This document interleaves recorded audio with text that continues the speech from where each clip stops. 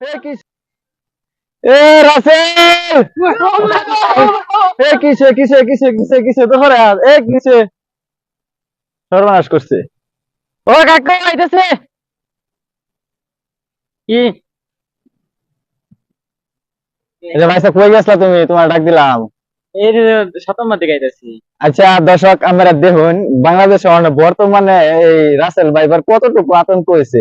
আমি শুধু বলছি বাইস্তারা বাইস্তারা আমি কিছু ডাক দিয়ে একটু কথা কই। বাইস্তার নাম হচ্ছে রাসেল, তোমার নাম কি? রাসেল। ওই যে বাইস্তার নাম হচ্ছে রাসেল। মানে এই বিষয়টা হলো আমি রাসেল দেখে কইছি যে ডাক দান একটু কথা কই, কই যাইতেছে জিগাই তারে।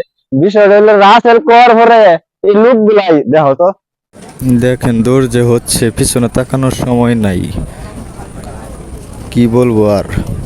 এই লোক গুলাই এইভাবে দৌড় দিলাম বুঝতাম না কিছু। তার মানে রাসেল ভাইবার এত টাকায় আতঙ্ক হয়ে গেছে দেশের মধ্যে যে একটা রাসেল মানুষ রাসেল যে ডাক দেন এইটা একটা আমি দিতে পারি না। রাসেল করে ডাক দিলেই দেশে এরকম অবস্থা, মানুষ ভয় ভয়ে দৌড় দেয়।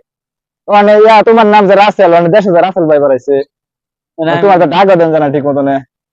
আমার নাম দিয়ে ডাক দিলে বাপ মা নাম দিছে রাসেল, ডাক দিলে লোকজন আতঙ্ক হয়ে জায়গা। মানুষের নাম না দিয়ে অন্য জনের নাম দিত তাহলে ওই তো। মানুষের নাম দিছে রাসেল, রাসেল কইলেই মানে অনেক লোকজন আতঙ্ক হয়ে দৌড় মারে। আচ্ছা দর্শক বিষয়টা হইলো এখন বাংলাদেশে রাসেল ভাইবারে যে পরিমাণ আতঙ্ক ছড়াইছে, আমার ভাই বাইশটা দুই রাসেল নামে কেউ থাকে, মানে রাসেল কইয়া ডাক দেওয়াটাই একবারে মানে আতঙ্ক। মানে রাসেল কইয়া তাদেরকে ডাক দেওয়া যাবে না। এখন রাসেল ভাইবারের এই সাপের নাম রাসেল ভাইবার দিল কেন, এটাই আমাদের জানার প্রশ্ন। আমরা তো বাইবাসের এখন রাসেল কইয়া ডাক দিতে পারি না।